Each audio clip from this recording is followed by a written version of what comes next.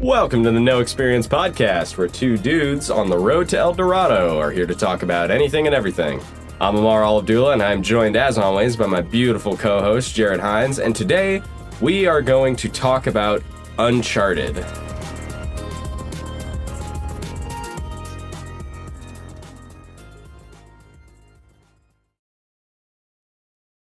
Okay, so Jared, right off the bat, I feel the need to make a bit of a public service announcement to our fans that might be out there listening to us. I got something wrong in our very first episode. I know.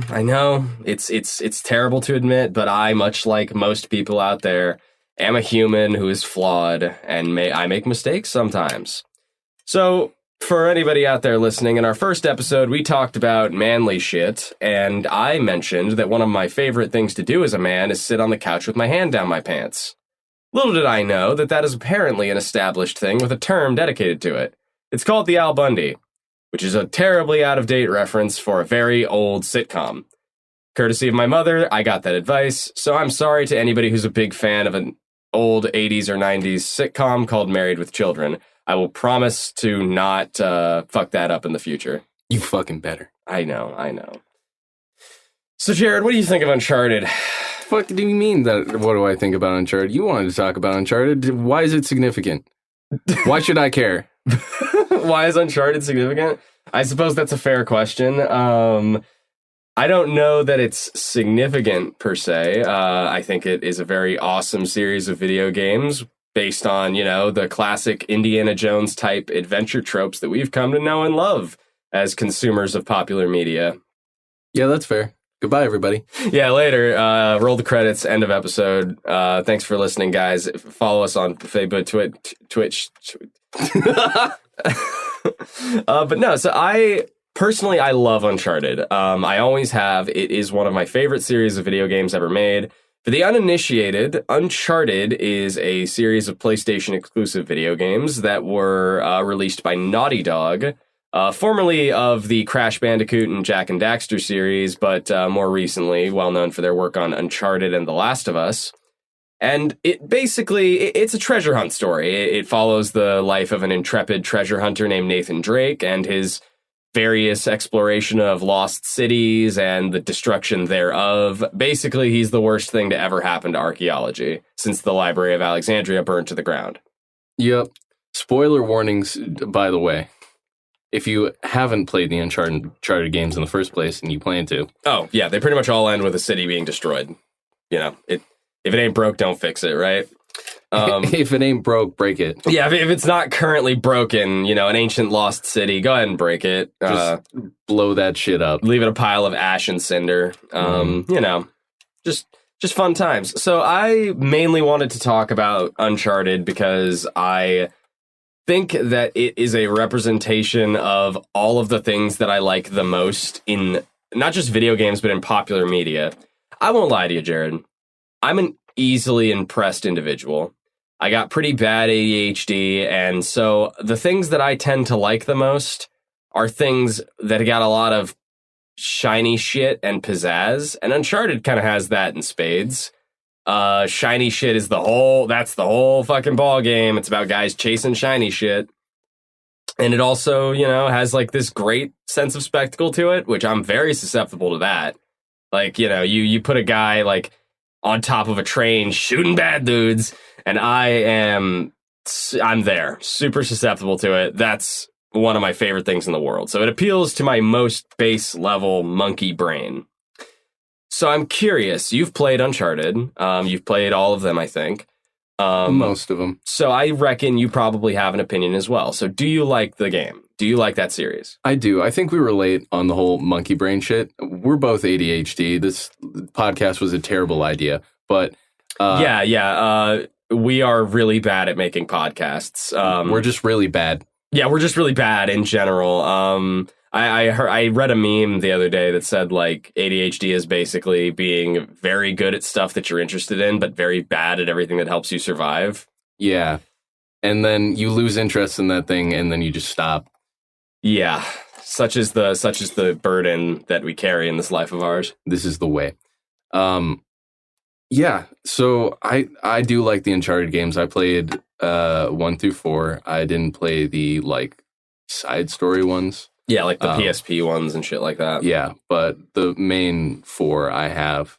And one of the things that always really impressed me about the Uncharted games, going back to even 1, I think, is its sense of scale that it will instill on you. The Uncharted series has an amazing sense of scale. When it wants to make something look big, it looks fucking big. Oh, it feels big. You feel how small your character is in comparison to everything around him. It's one of the games that does that the best, I think, is that it like when Nathan Drake is hanging out of a train in the Himalayas, you really feel like he is a tiny dude hanging out of a train in the Himalayas. Like that sense of scale, the bigness of that scenario never once is lost in the entirety of the game. Oh, yeah. And I also... So Uncharted 4 is one of the prettiest games that I've ever seen. Graphically, it is just stellar. Oh, yeah. I think visually, no game comes even close. Yeah. One of my favorite things about that game is just looking at the ocean for those parts of the game. Because, first of all, it just looks beautiful, but it just extends out into the horizon like you're looking at the real ocean. Yeah. It does it so well. And just looks so beautiful. Like, I think I spent a couple hours just like going around in the little speedboat that they give you when you reach those islands to find Libertalia. Yeah. For the uninitiated, again, the conceit of Uncharted 4 is that you're searching for an ancient pirate city called Libertalia. Yeah. And it just looks so gorgeous. It's so like calming. And like when my ADHD brain is going off, and I don't have a specific task to do or that I want to do or I'm motivated to do it, but I want to do something, just like speedboating around those waters, completely mindless, just going in circles and shit. Mm-hmm. Mwah, therapy. Oh, yeah. And honestly, I think that's something that Uncharted has always like kind of held over other games, especially during like the 2008 era where color was kind of muted in a lot of games. There was a brief period there. I think we've probably talked about this before. But if we haven't, there was a brief period from about 2006 to probably like 2012 where video games were kind of drab in terms of their color choices, and everything felt kind of samey and dark grays and browns and blacks. You saw that a lot in the Call of Duty series. Yeah, Call of Duty is like the worst offender of it, but it extended into other very popular games. And that's not to say anything of whether or not those games are good or not. I think that a lot of those games probably are pretty good, strictly from like a gameplay or design standpoint, but visually they're hideous. They're ugly to look at. And Uncharted has always been a series that has not shied away from color. Like even Uncharted 1, which came out during the height of that era in like 2007, 2008, and Uncharted 2, which came out in like 2009, maybe 2010, were super colorful. They had bright greens and like these really deep blues, and they had like these gorgeous like red and orange sunsets. It's always been one of the most visually impressive games to look at, and they've continued to raise that bar well now into 2019 when the most recent one came out. I think visually those games are stunning. That's a great point of interest for me, is like a game that like really looks beautiful. Yeah. One of the other things that I really, really appreciated and loved about Uncharted was the side dialogue, the flavor text, so to speak. The dialogue the characters would have when they weren't talking about like the big whatever the fuck they were doing. Yeah, when the they were adventure. shooting the shit. Yeah. Because a lot of it is incredibly organic, and it's just so much fun. Yeah, it's cute. It's pithy. It's well written. Yeah, and it's great. It's some of the best I've seen. But conversely, when the game's trying to take itself seriously in these big moments, and they're like explaining, this big plot twist or whatever, it's dull. It kind of falls flat for me because it's not really doing much character-wise. Yeah, I'm inclined to agree. For anyone who thinks that we're going to spend this entirety of this podcast just, jerking off the Uncharted franchise, we're not. I do have some complaints. I do have some issues with Uncharted that, I'd love to talk about. A lot of them have been talked about to death. what with Uncharted being like a AAA game, one of the most popular games when it comes out, it's pretty common that people have talked about some of these issues, like the writing not being very good. I think that that Uncharted 4 really is the peak of that series' writing, where serious character-driven moments feel real and feel nice and well written. Without getting too much into spoiler territory, there's a great scene in Uncharted 4 where Nathan finds out a huge plot twist about one of his longtime companions. Basically, that everything his companion told him was not as he said it was, and it's this really great moment where the delivery and the acting is just, it really sells it for me. That scene made me cry when I saw it. Because it was so sad and it was so heartfelt. I can't think of anything from the first 3 Uncharted games that hit me that hard emotionally. There really wasn't anything. Yeah. I had another thing. Uncharted 4. The scenes where Sam and Nathan were little around the orphanage. One of the problems that I had is that maybe not so much for Sam, but for Nathan, his like mini me and proper grown up Nathan feels so disconnected. They feel like two completely different people. Did you have that issue? I didn't feel like I had that issue at all. I did. I did not feel like little baby Nathan was Nathan at all. Really? Yeah. Huh. That's interesting. I remember really liking those parts of the game. I liked them. It's just like that specific detail. Caught me. The connection wasn't being made for me. Sure. I'm sure that, frankly, most people might agree with you on that one. I didn't have that issue, but I could definitely see how maybe there is a disconnect between how little Nathan acts and how older Nathan Drake acts. Which, to be clear, is something that they had done well in previous entries. In Uncharted 3, there is a part where you play as a younger Nathan Drake, and he feels the same. He feels like the same character, but just a lot younger, obviously. He's like 13, 14. So it's kind of weird to me that it would, have it be so well done in Uncharted 3 and done so poorly by some people's approximation in Uncharted 4. It's really tough to say. I'd have to play back through it again, and with that in mind, to kind of really decide if I think it feels weird and not quite right, and a bit of a disconnect between, this character when he's young and this character when he's older. But I'm willing to bet, since it's a bit more fresh in your mind, that you have a better idea of it than I do. But you see, I'm also incredibly mentally ill, and I will say whatever crosses my fucking mind. That's don't fair. Trust me. I don't trust you at all. Why don't you trust me? Well, Jared, you're just an untrustworthy kind of guy. I don't like the look of you. You know what? That's good intuition. So yeah, that's a problem that Uncharted has, is sort of that disconnect between the really good conversational writing, like the conversations the characters have when they're not, having like these big sort of, I suppose, plot relevant conversations, and when they're just shooting the shit. The disconnect between the important stuff they talk about and the unimportant stuff they talk about it's pretty wide. And I can definitely see that being a complaint that a lot of people would have about those games. Yeah. Do you have any other specific grievances that you can think of? I think that addressing the elephant in the room in regards to Uncharted is probably the most logical place to go next.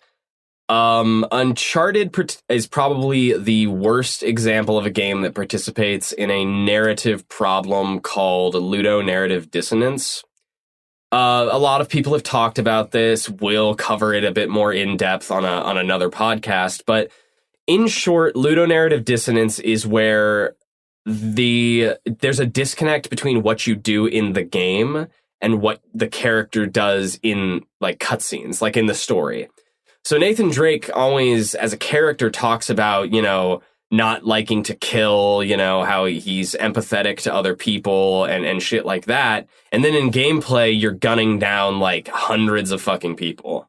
And it feels really weird when he's saying one thing out one side of his mouth, but doing something completely different at the other, And that's a huge complaint. People have covered that in a much more detail and a much better, more succinct way than either of us ever could. But in short, yeah, I agree. There is a huge disconnect between who Nathan Drake is in cutscenes and who he is in the game.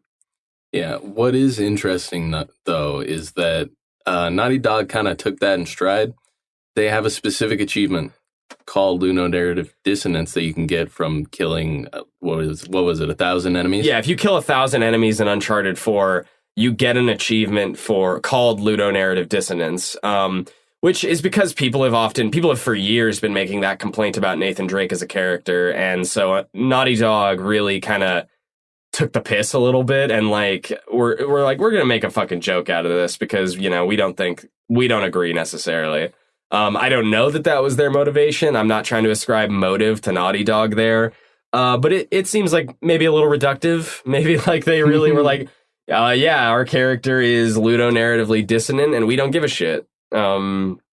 Which is respectable, frankly. I like, a company that's willing to stick to their guns on that. Yeah, I think it's actually I think it's funny. I think it's fun. I think it's a great way to take some of the tension away from a subject like that. And I think it's worth mentioning because ludonarrative dissonance is a big topic in games nowadays. But I feel like we shouldn't have to ascribe this super high priority to it over other elements of the game per se. Yeah. I mean, it's just a narrative tool that, some games use it really well. Some games use it really poorly. Uncharted is an example, probably the biggest example of a game that does it really poorly, where, Nathan's saying one thing, doing another. There's other games that do it really badly. Grand Theft Auto 4 is another example of a game that has really, really bad ludonarrative dissonance, where the main character is constantly talking about how he's broken and he's scarred from having to kill people, but then the entire game encourages you to kill as many people as possible, pretty much. And some games do it really well. I've played a lot of games that, what the character does in cutscenes is consistent with what he does in the game. Good examples are Far Cry 3. Far Cry 3 is a great example of that, where the main character at first is like, I don't like killing. I've never even shot a gun before. And then by the end, he's a literal bloodthirsty psychopath who kills for fun. And that is reflected in game. I mean, his character says stuff in cutscenes and it's reflected in the way that he acts in the game.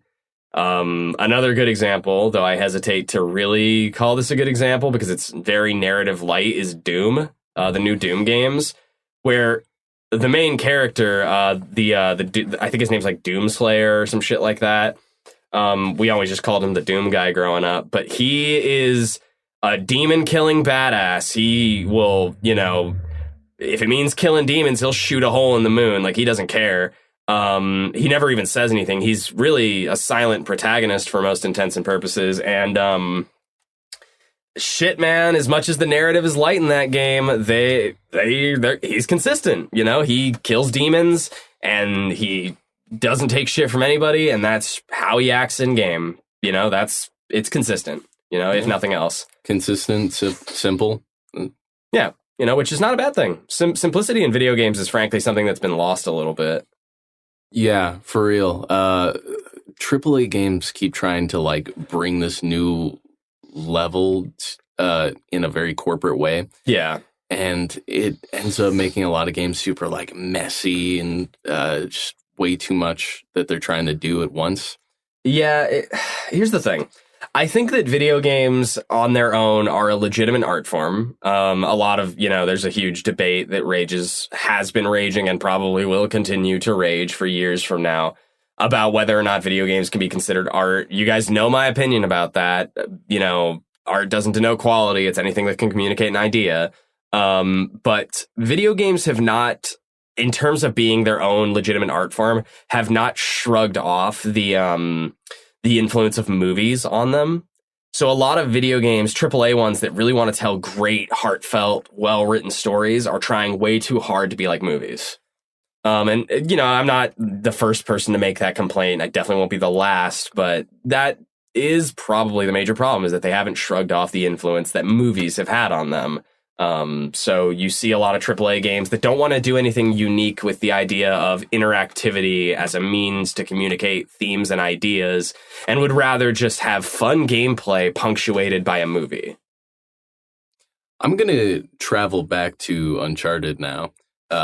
We got on a tangent there, but it is related to Uncharted. Please circle back. Yes, I'm going to go back to talking nice things about Uncharted because I like Uncharted. Oh, it's one of my favorite game series. I love it a lot, and I will bitch about it in the way that only somebody who loves it can. Yeah. Now, a lot of games do the whole, like, puzzling and action combo for their gameplay, but I really, really like Uncharted's puzzles. I feel like they're so much fun. They're so cool, not just to look at, but, like, the theoretical mechanics behind a lot of those puzzles, like the lore explanation behind them, is super neat to me. And I get endless joy out of them. And I just like puzzles in general. I have a bunch of like mechanical puzzles that I keep in a drawer. Yeah, sure. Like a fucking nerd. And he does. This motherfucker one time came to one of my D&D tables just carrying a bunch of little metal puzzle toys in his pocket. I did. I wanted to show off. I had new toys, and I was happy. No, I thought it was cool. I was pissed that I couldn't solve them, but I thought they were neat. Yeah, but God, the puzzles in Uncharted are astounding, and there are few other games with puzzles that I feel like reach that level. The one exception would probably be Outer Wilds, which is really more of like one big puzzle with some micro puzzles.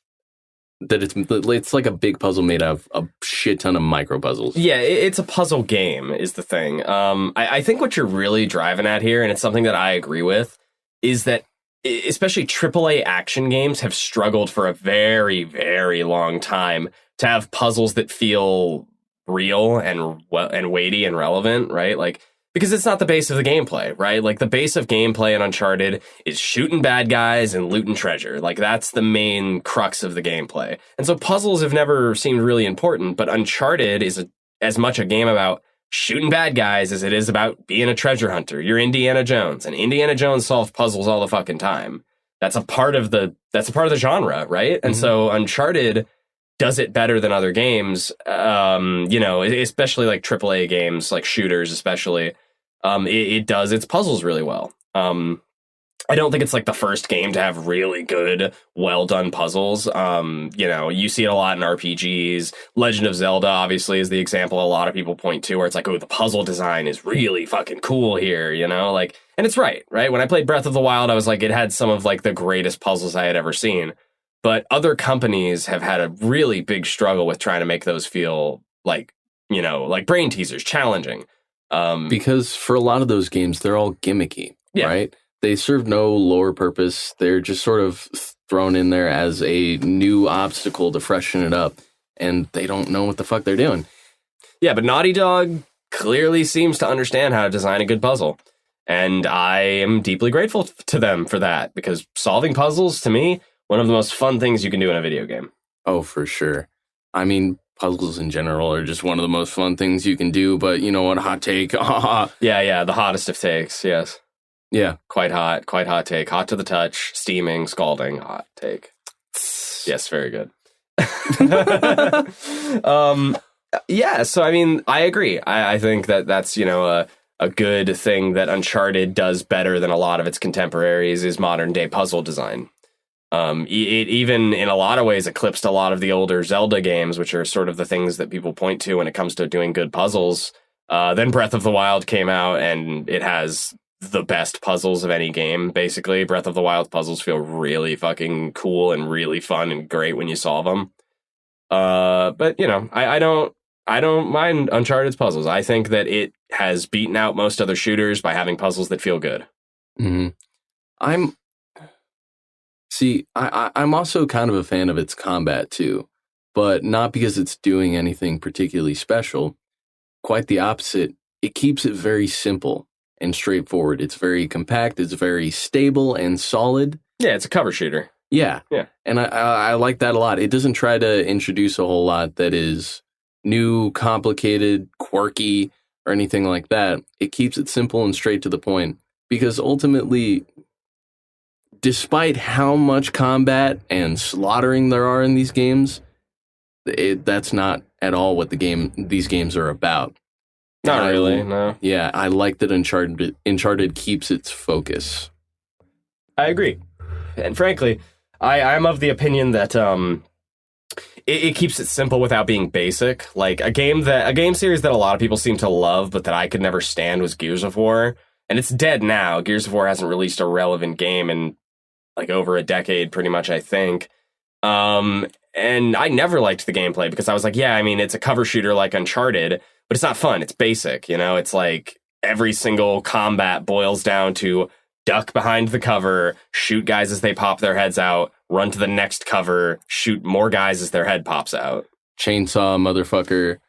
Yeah, it's boring. It's not a fun way to play games, whereas Uncharted has more... movement is a major part of it. You know, you have to think about which cover points to move to. You know, enemies will flank you, they'll move in on you. You know, they're smart, right? Whereas the enemies in a game like Gears of War are like dumb as fucking bricks. You know, they won't even consider the idea of strategy. So I appreciate Uncharted for keeping its combat simple, but not making it basic. Oh, yeah. Like, I can't imagine how much work probably went into just the level design for combat zones. Oh, yeah. Because, I mean, they're so interesting. Oh, yeah. They got verticality. You know, you can climb up on higher points to get the high ground on enemies. You can use the grappling hook to escape, you know, sticky situations. It's a fun game that really seems to take pride in, you know, unique combat encounters with interesting layouts, you know? I really like it. I am a big fan of Uncharted's combat. Me as well. I think we've about run out of time. Yeah, I think we've said a lot, pretty much said everything we need to say about Uncharted. They're very good games that both Jared and I love. We love them a lot, actually. Uncharted 4 is like one of my top 10 favorite games of all time. And, you know, we just wanted to come out here and do a bit of a circle jerk about how much we like those games, but also maybe discuss some of the things we don't like so much. But that's about all we have to say about that. So, as always, everybody, thanks so much for joining us once again for the No Experience podcast. We always appreciate your viewership. You can give us a like here on YouTube. You can follow us on Facebook.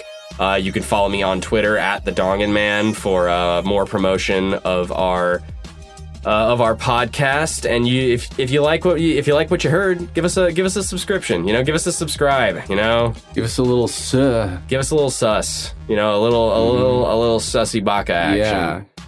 I'm editing out every part of you in this episode. It's just gonna be you talking to yourself. Yeah. Very nice. Very good. Thanks for listening, everybody. Bye.